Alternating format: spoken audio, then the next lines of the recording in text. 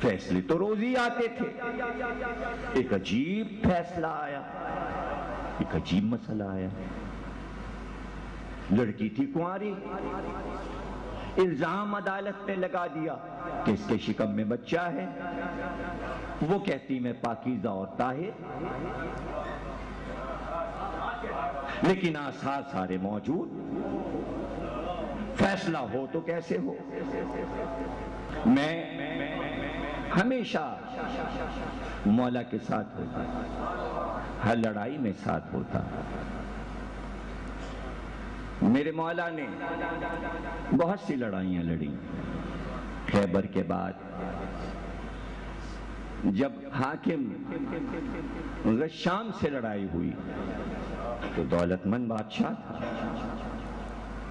اس پہ جب میرے مولا نے فتح پائی اور اس کی بیٹی سے اپنے دوسرے غلام علقمہ کی شادی کروائی تو میں اس دن بھی ساتھ تھا. اور غشام کی ساری دولت جو 70 اونٹوں پہ بار ہوئی تھی, اس قطار کی مہار بھی میرے ہاتھ میں تھی.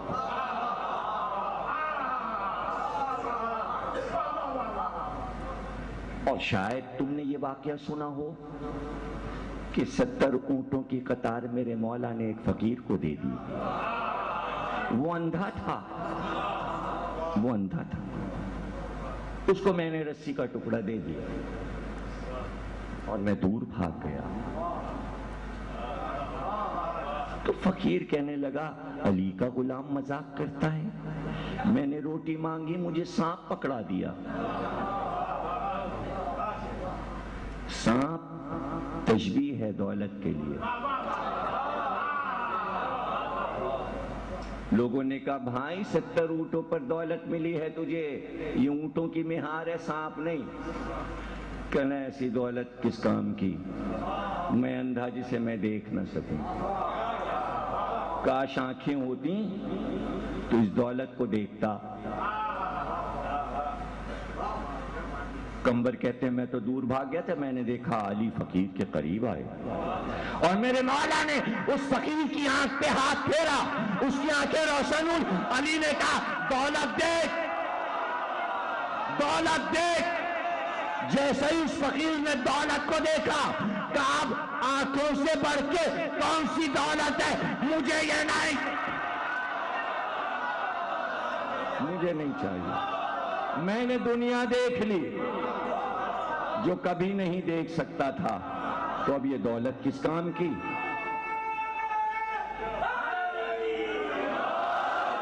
جب میں نے فقیر کا یہ کلمہ سنا پھر میں قریب آیا تو میں نے سوچا علی کے چاہنے والے کیسے کیسے ہیں اور کہاں کہاں ہیں.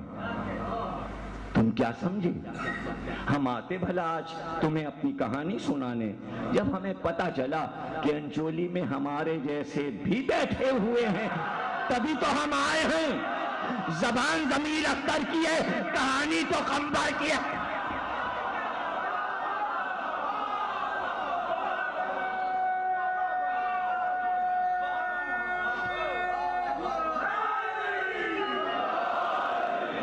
چونکہ ذوالفقار لے کر میں چلتا, ذوالجناح چلتا, کہتے تھے علی دوسرا گھوڑا تو لے لو, تو میں کہتا یہ آداب غلامی کے خلاف ہے, میں تو دلدل کے پیچھے پیچھے دوڑوں گا. اب علی کو یہ کہاں برداشت غلام دوڑے. تو کمبر کہتا ہے کبھی مجھے دوڑنا ہی نہیں پڑا, اس لیے کہ علی کا گھوڑا تو ہوا سے باتیں کرتا تھا. ادھر علی کا گھوڑا اڑا اور میں نے محسوس کیا اب میرے قدم زمین پہ نہیں ہے. اور اس دن تو میں حیرتناک ہو گیا کہ جب وادی رمل کی لڑائی میں, وادی رمل کی لڑائی میں آیتیں اتری تھی کہ گھوڑا تیز چلے, ولادیات زبان والموریات قدحن, تو ہوا کے گھوڑے پہ علی سوار تھے. ذوالجناح ہوا اور فضا بن گیا تھا.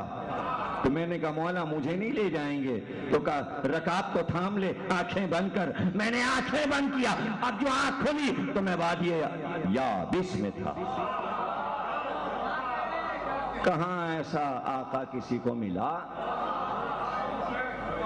اور مجھ سے سنو میرے آقا کے فضائل، میں تمہیں ہر لمحہ سناؤں۔ میں نے علی کو لڑتے بھی دیکھا ہے، میں نے علی کو جو کی روٹی کھاتے بھی دیکھا ہے، میں نے علی کو زمانے کی سیر کرتے بھی دیکھا ہے، میں نے علی کی سخاوت بھی دیکھی ہے، میں نے علی کی عبادت بھی دیکھی ہے، میں نے علی کی شرافت بھی دیکھی ہے، میں نے علی کی نجابت بھی دیکھی ہے۔ اگر میں فضائل بیان کرنے پا رہا ہوں تو صدیاں گزر جائیں اور قمبر تمہیں فضائل علی نہیں سنا سکتا۔ فضائل علی قمبر تمہیں نہیں سنا سکتا۔ بیٹھے ہوئے تھے ہم ایک دن مولا کے ساتھ بیٹھے تھے کہ ہم نے دیکھا ایک کبوتر اڑتا ہوا آیا اور آتے ہی سیدھے علی کی قبانے اندر گیا اور آستین سے نکل کے یہاں پہ بیٹھ گیا۔ علی نے ایسے کر کے دیکھا کہ بہت گھبرایا ہوا تھا کہ میرے سینے سے گزرتا ہوا یہاں تک آیا، کیا پریشانی ہے تجھے؟ کہ اتنی دیر میں سامنے ایک باز آ کے علی کے بیٹھ گیا۔ کبوتر نے کہا مولا یہ میرے پیچھے لگا ہوا، میں ابھی دانہ چک کے ویرانے سے آیا تھا، میرے 2 بچے ہیں آشیانے میں، میں ان کو دانہ کھلانے گیا تھا کہ میرے بچے بھوکے ہوں گے، یہ میرے پیچھے لگ گیا مجھے کھانے کے لیے۔ میں کہاں جاتا؟ میری نظر میرے مولا پہ پڑی، وقت نہیں تھا کہ آداب سے اجازت لیتا، میں آپ کے سینے کی طرف آیا، اس لیے کہ سینہ محبت کا مرکز ہوتا ہے۔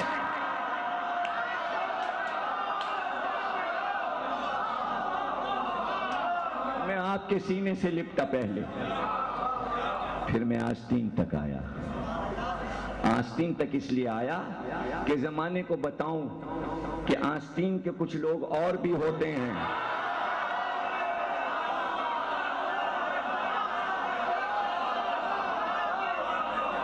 تو اس جگہ آؤں اور یہ بتاؤں کہ بعض آستین کے لوگ ایسے بھی ہوتے ہیں تاکہ تاریخ میں رہ جائے۔ اس سے میری جان بچائیے۔ مولا نے باز سے کہا، قمبر کہہ رہا ہے میں بیٹھا دیکھ رہا ہوں، میرا مولا پرندوں سے باتیں اور پرندے کتنے اطمینان سے علی کے سامنے بیٹھے۔ علی نے کہا کیا بات ہے؟ کہا میں بھوکا ہوں، میں نے بھی تو 3 دن سے کھانا نہیں کھایا، مولا یہ میری غذا ہے، مجھے دیجئے، مجھے دیجئے، اس کبوتر کو دیجئے۔ مولا میری طرف مڑے، کہا قمبر ذرا ذوالفقار تو لانا۔ میں گیا، میں ذوالفقار لایا، علی نے اپنی قبا ہٹائی، ذوالفقار نے آم سے نکالی، کہ جتنا وزن اس کبوتر کا ہے میں یہاں کا گوشت کاٹ کے تجھے دیتا ہوں، کھا لے۔ قمبر کہتا ہے جیسے ہی علی نے چاہا کہ ذوالفقار چلے، وہ باز اسی شکل میں آیا، کہا ایسا نہ کیجیے گا مولا، ہم دونوں فرشتے ہیں، ہم آزمانے آئے تھے کہ علی کی سخاوت کا ہاتھ۔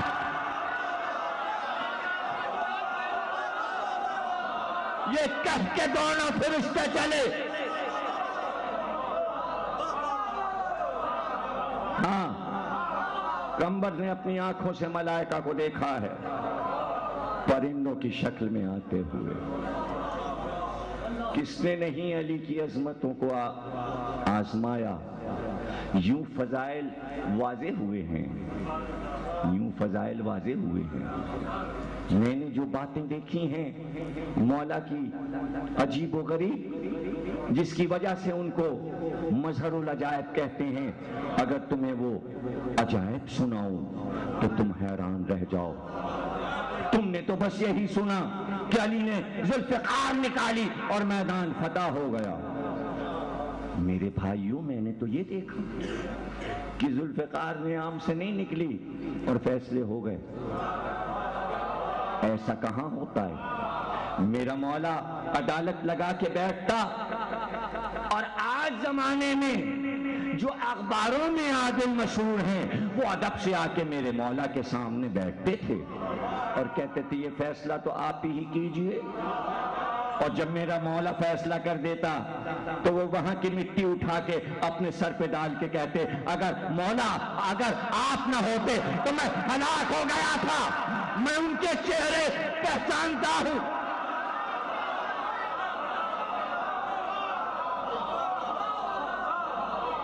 ان اخبار والوں سے قمبر کا پیغام پہنچا دو، قمبر سب کے چہرے پہچانتا ہے، ان کی حقیقت کیا۔ اس لیے کہ جب میں ان کو دیکھتا تھا تو میں سوچتا تھا یہ کہاں بیٹھے ہیں اور قمبر کہاں بیٹھا ہے، یہ کہاں بیٹھے ہیں اور قمبر کہاں بیٹھا ہے۔ قمبر کی معرفت، اب یہاں پہ روک رہا ہوں تھا، قمبر کی معرفت۔ ایک دن امام حسن نے آواز دی، بعد شہادت علی پہلی آواز پر آئے، کہ جاؤ میرے بھائی محمد حنفیہ کو بلا لاؤ۔ قمبر یہ بتاؤ اس وقت دروازے پہ کون کون ہے؟ کہا آپ امام ہیں، آپ سے بہتر کون جانتا ہے؟ ارے ایک جملہ ہے،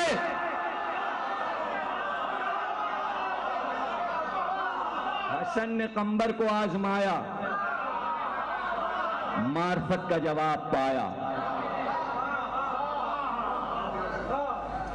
کہتے ہیں میں محمد حنفیہ کو بلا لایا، چلیے آپ کے بڑے بھائی دین و دنیا کے بادشاہ نے بلایا ہے۔ جب پیغام پہنچاتے تھے تو پہلے بڑے بڑے القابات سنا کے پھر مولا کا ذکر کرتے تھے، اسی طرح جب امام حسن کا ذکر قمبر نے کیا تو پہلے القابات خطابات، اسی طرح امام حسین کا ذکر کرتے تھے۔ یہ ہیں معرفت کی منزلیں۔ قمبر کی تو قمبر کہتے ہیں ایک دن، فیصلے تو روز ہی آتے تھے۔ ایک عجیب فیصلہ آیا، ایک عجیب مسئلہ آیا۔ لڑکی تھی کنواری، الزام عدالت نے لگا دیا کہ اس کے شکم میں بچہ ہے، وہ کہتی میں پاکیزہ اور طاہر، لیکن آثار سارے موجود، فیصلہ ہو تو کیسے ہو۔ اب جب آپ قمبر کی اس بات کی صداقت چاہتے ہیں تو کتاب میں تو ڈھونڈ لیجئے گا، لیکن جب زیارت کے لیے جائیے گا مسجد کوفہ میں تو ایک جگہ زیارت کرائی جاتی ہے، مقام تشتیہ، وہ مقام جہاں علی نے تشت رکھوایا تھا۔ یہ مسجد کوفہ کا واقعہ ہے۔ اب قمبر سناتے ہیں، کہتے ہیں اس لڑکی کو لایا گیا، علی نے تشت منگایا، تشت میں برف کی ایک سل رکھوائی، لڑکی سے کہا اس کو وہاں بٹھا دو۔ تھوڑی دیر برف پہ وہ بیٹھی تھی کہ کئی سیر کی ایک جونک برآمد ہوئی اس برف کی تیزی کے ساتھ۔ اب بتانے والا تو علی ہے کہ یہ تالاب میں نہا رہی تھی، جونک نے اپنی غذا پائی، اندر بڑھتی گئی۔ یہ پاک و پاکیزہ ہے۔ ماں باپ کی آنکھ میں آنسو چھلک آئے، فیصلہ علی کے علاوہ اور کون کر سکتا تھا؟ پریشان نہ ہو جائیں، معاشرہ یہی تھا، معاشرہ کوئی آسمانی نہیں تھا، آسمانی ہوتا تو خلیفہ کا فیصلہ سقیفہ میں نہ ہوتا۔ اب جملہ لے لو، ارے معاشرہ تو یہی تھا، حکومتیں بھی اسی طرح کی تھیں، آسمانی کو علی نے اپنے فیصلوں سے بنایا.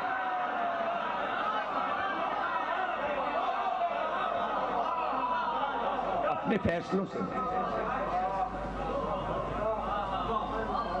اور حکومت کو یہ معلوم تھا کہ علی سے اچھا فیصلہ کرنے والا کوئی نہیں ہے.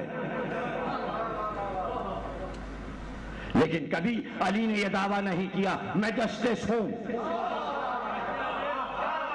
اس لیے کہ علی کو معلوم تھا کہ اگر میں حکومت سے جسٹس کی نوکری مانگوں گا تو معزول بھی کیا جا سکتا ہوں, اور جب معزول کیا جاؤں گا تو در در پھرنا پڑے گا. کیا پیچھے والوں کے سمجھ میں نہیں آیا؟ پیچھے والوں کو دیکھو, پیچھے والوں کو.